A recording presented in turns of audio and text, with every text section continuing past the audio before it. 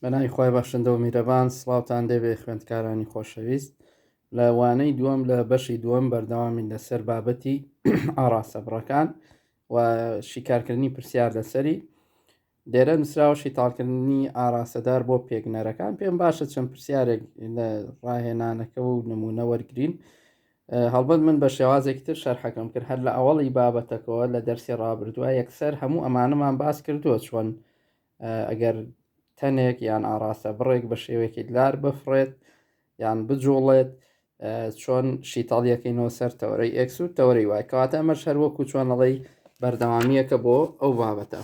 ئەسا گەر سەیری ئەم نمونەیە بکەین نمونەی دووبە لە کتێبەکەمانە پرسیارەکەی ئەڵێت هەردوو پێگنەری خێرایی کۆپتەرێک بدۆزەرەوە کە خێراییەکەی 95 کیلۆمەترە لەسەر سەعات و بە گۆشەی 35 پلە لەگەڵ زەویدا دەفڕێت. گەسەین بزانینەوە چۆن شیکار دەکرێت.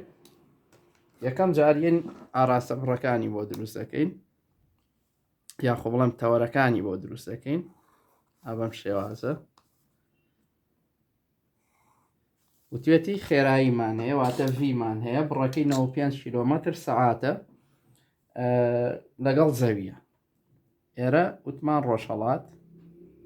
ڕۆژهەڵات ئەمە ڕۆژ ئاوە سەرەوە باکوور خوارەوە باشوور. کاڵێ لەگەڵ زەوی لە دەرسی ڕابردووە ئاماژەم پێکرد لەگەڵ زەوی یعنی باکووری خۆرهەڵات لەگەڵ زەوی بەواتای باکووری خۆر هەڵاتێت. ئەمە لێرەیان نووسین 95 کیلۆمەتر لەسەر سەعات گۆشەکەش ئەلێرەیە 35 بدە. هەچ کاتێک ئاوا ئاراسە بڕێک لاربێت شیتەڵە بێتەوە سەر دوو پێگنەری ستون یەکێکیان کۆساینە ئەوی تریان ساین. ئەوەی کە نزیکی گۆشەکەیە یاخود تەنیشتی گۆشەکەیە ئەوە بێتە کۆساین ئەوی تریشانە بێتە ساین کەواتە ئێستا لێرەیە ئەمەی ئێرەیە ئەم ژمارەی وتمان هەر چەندێک بوو کە لێرەنەوە 5 زەربی کۆساینی گۆشەکە 35 ئەمەی تریانە بێتە 95 کەڕەتی ساینی 35 ئەوە لە پێگنەرەکانم بۆ بدۆزەرە ئەوە پێگنەرەکان لەبەرەوەی خێرایی ئەنووسم V ناڵم دەلتا X و دەلتاوای ئەڵم V خێرایی لەسەر تەورەی X ئەکاتە 95 کۆساینی 35 ئەگەر بین 95 کەڕەتی کۆساینی 35 بکەین ئەکاتە 78 بە نزیکەی خۆی 77.8 ئەتوانین بڵێن 78 کیلۆمەتر لەسەر سەعات ئاراستەکەشی ڕۆژهەڵات بۆ ئەوی تریان بۆ V لەسەر تەورەی وای ئەڵێن 95 کەڕەتی ساینی 35 95 کەڕەتی ساینی 35 ئەکاتە ئەمەیان 54ەکە یەکسانە بە 54 کیلۆمەتر لەسەر سەعات ئەمەیان ڕۆسەرەوەی بەرەو باکوور ئەنووسینەوە باکوور ئەو بریتە لە دوو پێگنەرەکەی کە داوای کردو. اینجا ڕاهێنانەکەشی هەر بە هەمان شێواز با سەیری بکەین بێکم. ڕاهێنانی دووبامان هەیە پرسیاری یەکەم ئەڵێ بڕی ئەو خێراییە چەندە کە پێویستە ئۆتۆمبیلێک پێی بڕوات بۆ ئەوەی ڕاستە و خۆ لەژێر فڕۆکەیەکا بمێنێتەوە یعنی بۆ نمونە تارێکە دێ ئاوە ئەڕوات سیارێکیش لەژێرەوە ڕات کامێرەیەکی پێ و تەسویریەکە ئەڵێ بڕی خێرایی ئەم سیارەیە بێت چەند بێت بۆی ڕاستەخۆ لە ژێریا بمێنێتەوە ئەگەر بزانی خێرایی ئەم فڕۆکەی کە هەمانە 105 کیلۆمەتر لە سەعاتێکدا ئەوە گۆشەکەشی 25 پلەیە لەگەڵ زەویدا. هەچ کاتی ئەم نەسەتان بینی ئەمە وەکو خۆیەتەوە بەس مەگەر ژمارە بگۆڕێ بڵێ خێرایی ئۆتۆمبیلێک چەندە یان بڕی ئەو خێرایە چەند ئۆتۆمبیلێک پێویستە پێی ڕوا بۆی ڕاستە و خۆ لەژێر فڕۆکەیەک بمێنێتەوە دایمەن تۆ پێگنەری کۆساینەکەی وەرگرە یعنی بڕی خێرایی ئۆتۆمبیلەکە یەکسانە بە پێگنەری کۆساینی خێرایی فڕۆکەکە ئەمە شتێکی نەگۆڕە کەواتە من ئێستا لێرەیە باجارێ ئەوە وەرگرین ڕاهێنانی دووبا بینووسین پرسیاریە لێرەیە فڕۆکەکە لەگەڵ زەویەکە گۆشەی دروست کردو، ینی دیسانەوە ئەڵین باکووری خۆر هەڵات. سیرکە ئەو بڕی خێرایی کە هەی بوو 105 لەگەڵ زەوی ئێرەیەک، ئەوە لەگەڵ زەویە، واتە باکووری خۆر هەڵا دەکا. گۆشەکەشی وتێتی 25 پلەیە، ئەلێرەیان نووسینەوە 25 پلە، ئەمەژە نووسین 105 کیلۆمەتر سەر سەعات. لەبەرەوەی لارە شیتاڵەکرێتەوە بۆ 105 کۆساینی 25، ئەمە تەنیشتی گۆشەکەیە، ئەو ژمارە زەڕبی کۆساینەکەیەکی ئەوی تریانە بێتە 105 ساینی 35. لە دەقی پرسیارەکە ئاڵێ ئایا خێرایی سیارەکە چەندە بۆی لە ژێریا بمێنێتەوە. هەچ کاتێ ئەم نەسەی وتمان ئەڵێن ڤی ئۆتۆمبیلەکە ئۆتۆمبیل یەکسان یەکەین بەچی پێگنەری کۆساینەکەی 105 کۆساینی 25.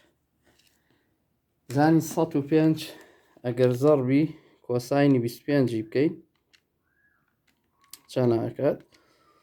ئەکاتە 95، ئەڵێن 95 کیلۆمەتر لەسەر سەعات، کەواتە ئەو سیارەیە ئەوێ بە خێرایی 95 کیلۆمەتر لەسەر سەعات بڕوە، ئەنجاتوانێت ڕاستەوخۆ لە ژێر فڕۆکەکە بمێنێتەوە.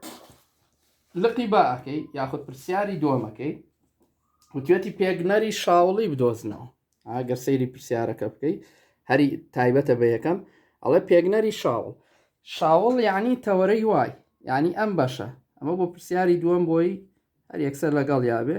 پێگنەری شاوڵ یعنی ئەمەیان، ئەڵێن ڤی لەسەر تەوەرەی وای ئەکاتە 105 ساینی 35 ساینی 25 عەفو نەک 35 ساینی 25. گۆشەکەمان 25 پلەیە نەک 35 پلە. ئەلێرە ئاڵێن 105 زەڕبی ساینی 25 کردیە 44، ئەمە نووسین 44 کیلۆمەتر لەسەر ساعت. ئەوە پێگنەری شاوڵ. ئاسۆ یەکەشی بریتی بوو لە 105 کەڕەتی کۆساینی 25. وتمان تەوەرەی ئێکس یعنی ئاسۆ و تەوەرەی وای یعنی شاوڵ. پرسیاری چوارەمیش سەیرەکەین. ئەمەیان زیاتر ئەکرێ بە هەڵبژاردنێ بێتەوە، چونکە شیکارەکەی هەریە گوشەیە. ئەڵێ بڕی پێگنەری ئاسۆیی، مان پێگنەری ئاسۆ یعنی ئێکس، و هەروەها پێگنەری شاوڵی یعنی وای، یعنی دەلتاوای و دەلتا ئێکس. ئەم دوشتەمان بۆ بدۆزەرەوە بۆ لادانی پشیلەیە. کاتێک بۆ دووری 5 مەتر شاوڵیانە سەر دەکەوێت، 5 مەتر شاوڵیانە، یعنی ئەگەر ئەمە تەوەرەکان بێت بەم شێوازە، لێرەیە ئێمە پشیلەیەکمانەیە ئەڵێ شاوڵیانە 5 مەتر سەرەکەوێت، ئەمە تەوەرەی شاوڵە سەریژەکەوێت یعنی بەرەو سەرەوە ئەڕوات، ئەڵەم دەلتاوایەکەی یەکسانە بە 5 مەتر، ئەوە پێگنەری شاوڵ. ئەی پێگنەری ئاسۆیەکەی دەلتا ئێکسەکەی، ئایا ئەم پشیلەیە هاتووە بەرەو لای ڕازیا بەرەو لای چەپ؟ نەخێر، هەر ئاوا بۆ سەرەوە ڕۆیشتووە، کەواتە هیچ لادانێکی بە ئاراستەی ئێکسی موجەبیان ئێکسی سالواتە نەهاتوو بەم لایە نەچوو بەو لایە، کەواتە یەکسەر ئەڵم دەلتا ئێکس یەکسانە بە سفر. ئەو شیکاری پرسیاری چوار. ئەگەر پرسیارێکی بۆ هێنانەوە وتی بۆ نمونە کەروێشکێک بەسەر زەویەکدا دەڕوات بۆ ماوەی 4 مەتر یا بۆ ماوەی 5 مەتر، لادانی پێگنەری شاوڵ و ئاسۆم بۆ بدۆزەرەوە. کە بڵێ بەسەر زەویەکەیە ئەڕوات، با بڵێن لادانی ئەوەندە ئەبڕێت، ئەوە یعنی دەلتا ئێکسەکەیەتی تەوەرەی ئێکسەکەی یاخود ئاسۆیەکەی 5ەکە دانی، شاوڵەکەی لەویان نووسین سفر، چونکە هیچ بەرز نەبووتەوە، بەچ ئاراستەی تەوەرەی وای نەجوڵاوە. ئاگاتان لەوە. لە دوای ئەمەوە یەینە سەر بابەتێکی تر، ناوی کۆکردنەوەی ئاراستەدارە نائەستوونەکانە. کۆکردنەوەی ئاراستەداری نائەستوون، یعنی ئەگەر لە پرسیارێکە دوو ئاراستەدارم هەبوو، هەردووکیان گۆشەیان دروست کردبوو، هەردووکی گۆشەی دروست کردبوو، چۆن بتوانم شیکاری بکەم؟ ئەمەش بنچینەکەی هەروەکو ئانی پێشووتر وایە. تۆ وەرە جیاجیا بیکە، یعنی سەر لە خۆت تێک مێشتەکە لە خۆت ئاڵۆسکەی، ئەها بەم شێوازە یەکەم جاروەرە وای دابنێ بڵێ کاکە ئەمە پرسیارێکە ئەو من هاتوۆتەوە ئەوەنێ ئەڵە دیدەوانێک لە چادرگەیەکەوە بە گۆشەی 35 پلە باشووری خۆرهەڵات 25.5 کیلۆمەتری بڕی وەرە تەوەرەی با بڵێن پێگنەری XY ئەمە بدۆزەرەوە کە ئەمە دۆزیەوە ئەنجە دوای وەرە بۆ بەشی دووەمەکەی بەشی دووەمەکەی ئەڵێکی ئەڵێ 41 کیلۆمەتر گۆشەی 65 پلە باکووری خۆرهەڵات XYەکیش بۆەوە دۆزمەوە ئەو کاتە ئەنج ئێکسەکان بە یەک و وایەکان بە یەکەوە وەرەگرم لە ئەخیرا بێتەوە بە 1 X و 1 Y ورد تەرکیزکە لەگەڵ من ناچووکە پرسیارەکانی تریشی هەر بە هەمان شێوازەم پرسیارن بۆ شیکارەکەم من ئەڵێ دیدەوانێک لە چادرگەیەکەوە بە گۆشەی 35 پلە باشووری خۆر هەڵات 25.5 کیلۆمەتری بڕی بابین یەکەم جار بەس ئەم بەشەی وەرگیت ئەمە نمونەی دوو جیم نمونەی دوو جیم لاپەڕەی 51 یین ئاوە تەوەرەکان دروست دەکەینەوە وتمان ئێرە پێڵین ڕۆژهەڵات ئەمە پێڵین ڕۆژ ئاوە سەرەوە باکوور خوارەوە باشوور ئەو پێی وتوم لە پرسیارەکەیە 35 پلە بە ئاڕاستەی چی باشووری خۆرهەڵات باشووری خۆرهەڵات یعنی ئەبێ ئەو ڕاستەیەڵەیە کێشم لە بینی باشوور و خۆرهەڵاتا بێت ئاوا بێت بڕەکەش یاوە 25.5 کیلۆمەتر گۆشەکە لە نزیکی خۆرهەڵاتەکەەوە دانی چونکە دووەموشە ناوی ئەوی بردووە باشووری خۆرهەڵات ئەلێرەیان نووسین 35 ئێستا ئەمە شیتەڵە بێتەوە بۆ دوو پێگنەر چونکە لارە پێگنەری ساین و کۆساین پێگنەری کۆساین لەگەڵ ساین ئەوەی کە نزیکی گۆشەکە بێتە کۆساینی ساما بێت بە 25.5 کۆساینی 35 پلە ئەمەی تریان ئەم دوانە ئاوەستون لەسەر یەک ئەبێ بە ناقس 25.5 ساینی 35 لەوە چێ بپرسی بڵێ مامۆستا ئەوە بۆ ناقسدانە هۆکارەکەی ئەوەیە لەبەرەوەی بە ئاراستەی باشوورە ئێمە ژەزانین ئاراستەی باشوور پێویستە ساڵبێکی بۆدابوو ئێسین نرخی پێگنەرەکانیە دۆزینەوە لەبەرەوەی لەم پرسیارەیە لە دوو بەش پێک هاتووە ئەها یەکەم جار 25.5 کیلۆمەتر و دوای 41 ئەیکەین بە X 1 و 2 ئەڵێن دەلتا X یەکەم یەکسانە 25.5 کۆساینی 35 ئەم باش 25.5 کۆساینی 35 وەرە لێکدانیکە 25.5 کەڕەتی کۆساینی 35 ئەکاتە 21 بە نزیکەی 21 کیلۆمەتر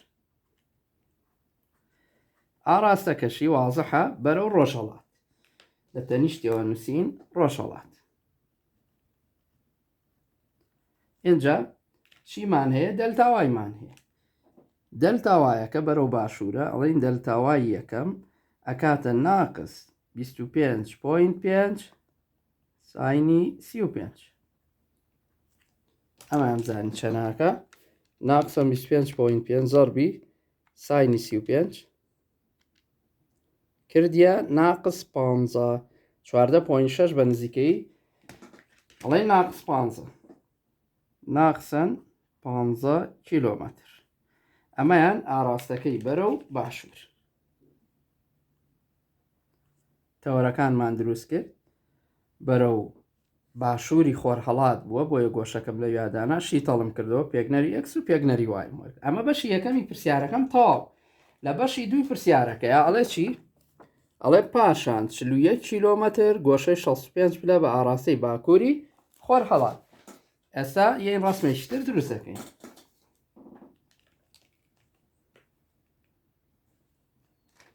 ئەم جاریان بۆ باکووری خۆرهەڵاتە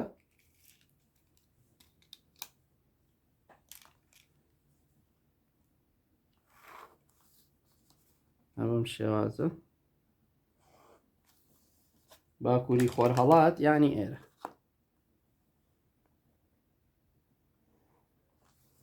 ئێرە باکوور ئەمە خۆرهەڵات لە بینی ئەو دوانایە بڕەکەشی وتێتی 61ەکە ئەفو 41ەکە ئەلێرە نووسینەوە 41 کیلۆمەتر گۆشەکەی کە یاوێتی بریتە لە 65 لە باکووری خۆرهەڵات یعنی ئێرە. ئەمەش دیسانەوەڵێن شیتەڵە بێتەوە سەر دوو پێگنەری ساین لەگەڵچی پێگنەری کۆساین. ئەوەی کە نزیکی گۆشەکەیە ئەبێتە کۆساین، ئەوی تریان ئەبێتە ساین. یعنی لێرە ئەساما بێ بە 41 ساینی 65 ئەمایانە بێتە 41 کۆساینی 65. یەن پێگنەری ئەمانی ژوەرەگرین ئەڵین دلتا ئێکسی دووەم چووکەوەی تر نامان نابێ یەکەم ئەکاتە 41 کۆساینی 65 دلتاوای دووەم ئەکاتە 41 ساینی 65. ئەگەر ئەم دوانە وەرگرین بە حاسیبە 41 زەڕبی کۆساینی 65 بکەین کۆساینی 65 ئەکاتە حەڤە. ئەمەیانە نووسین 70 کیلۆمەتر.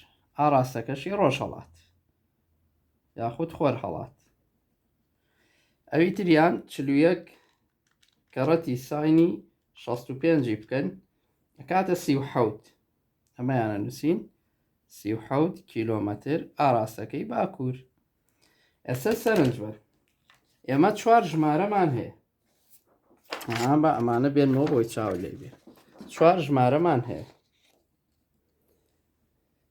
21 ڕۆژهەڵات 15 باشوور 37 ڕۆژهەڵات 37 باکوور 7 ڕۆژهەڵات و 37 باکوور.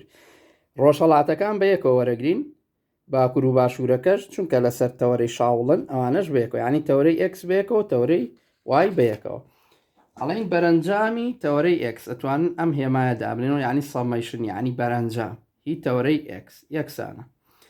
ئەکسی یەکەمەکەمان بریتی بووە لە 21 کیلۆمەتری ڕۆژهەڵات واتە موجب بۆی ئالێرانوسمەوە 21.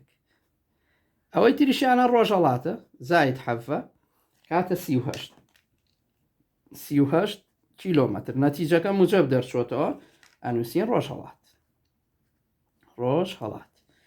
بەنیسبەتی تەورەی وایەکەوە سەمەیشنی تەورەی وای یاخود کۆی بەرەنجامی تەورەی وای ناقص 15مان هەیە بۆ باشوور ناقسەن 15 بەرەو باشوور و زایدەن 37 ڕۆ و باکوور.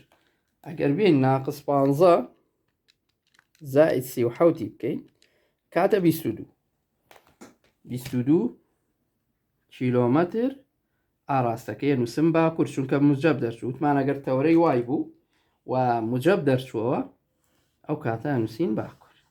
ئێستا سەرنج بن هەل ئاخیرا مایەوە چی ڕاستەهێڵێکی ئەکس ڕاستەهێڵێکی وای هی بەرەنجامی وەرەگری ئەڵەی دی بەرەنجام کاتە ڕێگی دووجای دلتا ئەکس ئەکسە گشتیەکە ئەوەی سەمەیشنەکە دووجا زایدەن دلتا وای بە دووجایی یعنی ئەکاتە 38 توانی 2 ئەمە دلتا ئەکس زایدەن 22 بە توانی 2 38 دووجایکەین زایدەن 22 دووجایکە ئەکاتە ئەم ژمارەیە ڕێگی دووجاکەی وەرگرین ئەکاتەوە 38 کاتە 38 کیلۆمەتر.